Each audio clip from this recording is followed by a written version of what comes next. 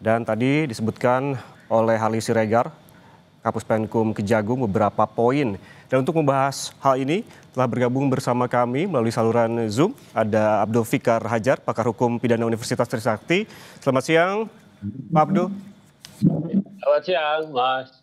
Oke. Eh, Pak Abdul, tadi kita sempat mendengarkan bagaimana Kejagung memberikan pernyataannya terkait dengan penyitaan uang hasil tindak pidana korupsi dalam pemberian fasilitas CPO yang jumlahnya tidak main, 11,8 triliun rupiah. Namun ada sedikit catatan di sini adalah ini merupakan pengembalian dan juga disebutkan bentuk kesadaran dari korporasi. Anda menilainya seperti apa?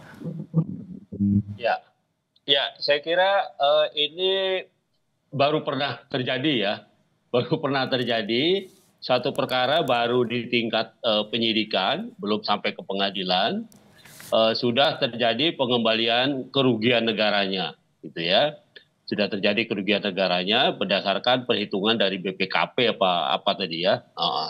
Dan ini baru pernah terjadi dan ini menurut saya negara diuntungkan, ya. Nah, maksud saya jaksa tidak perlu lagi sulit-sulit nanti membuktikan bahwa tindak pidana korupsi atau tipikornya itu ada atau tidak gitu ya, karena dengan mengembalikan ini adalah sebuah pengakuan yang tegas gitu bahwa mereka mengaku memang bersalah melakukan korupsi yang merugikan negara 11, berapa tadi 880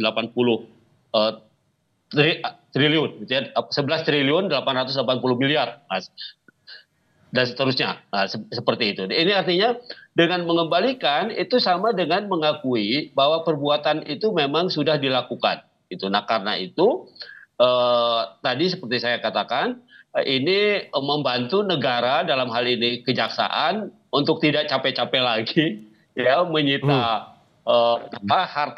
hartanya para tersangka, kemudian melelangnya, kemudian menjualnya gitu ya, baru kemudian mengembalikan kepada negara. Jadi karena uangnya sudah tersedia, ternyata sudah dikembalikan dan itu sudah disita oleh kejaksaan, tetapi akan dikemanakan uang ini, gitu ya? Itu akan tergantung pada putusan tadi seperti Pak Jaksa penuntutan itu, ya. Karena jaksa pun tidak punya kewenangan apa-apa terhadap uang ini. Dia punya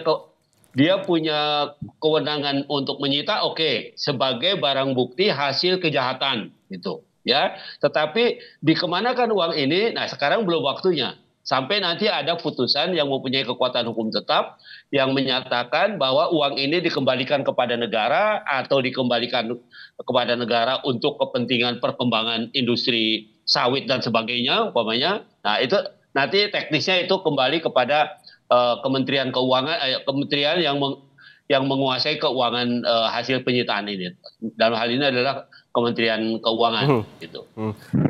Pak Fikar, tadi Anda sempat menyebutkan juga bahwa ini sebetulnya kejaksaan diuntungkan karena memang ada kesadaran sendiri dari perusahaan ataupun korporasi.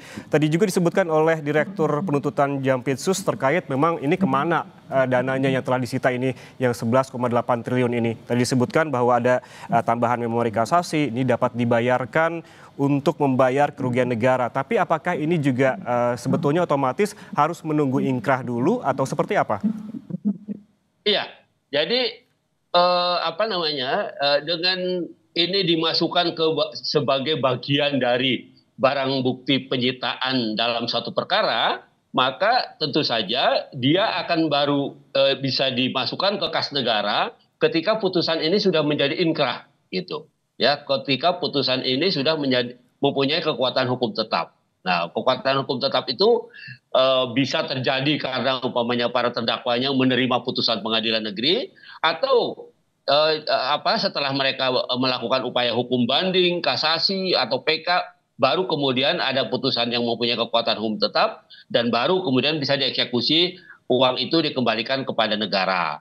Nah, itu mekanismenya seperti itu. Jadi intinya adalah memang betul harus ada putusan pengadilan tipikor atau pengadilan korupsi ini yang mempunyai kekuatan hukum tetap atau inkrah gitu. Tapi intinya seperti itu. Nah, baik, ini artinya ketika memang korporasi telah memiliki kesadaran untuk mengembalikan uang ataupun juga kerugian negara, apakah ini juga otomatis mereduksi ataupun meringankan begitu nantinya di persidangan? Seperti apa begitu nantinya, Pak? Tapi jangan dijawab dulu, sesaat lagi kami akan kembali. Tetaplah bersama kami di Breaking News Kompas TV.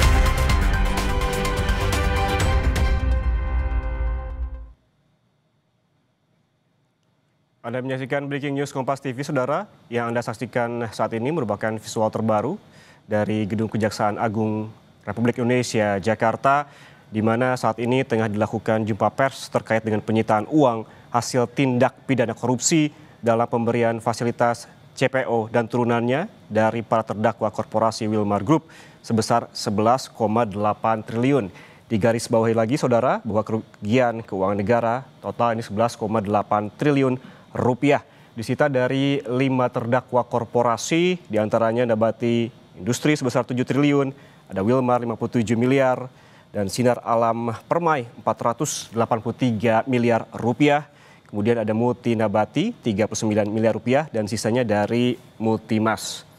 Dan seperti yang disebutkan oleh Kapus Penkum Kejaksaan Agung tadi, Hardy Siregar menegaskan bahwa barang bukti ataupun uang yang telah disita dan saat ini telah ditampilkan di Gedung Kejaksaan Agung ini merupakan dalam sejarahnya merupakan penyitaan terbesar yang dilakukan oleh Kejaksaan Agung, di mana ini merupakan pengembalian dan bentuk kesadaran dari korporasi.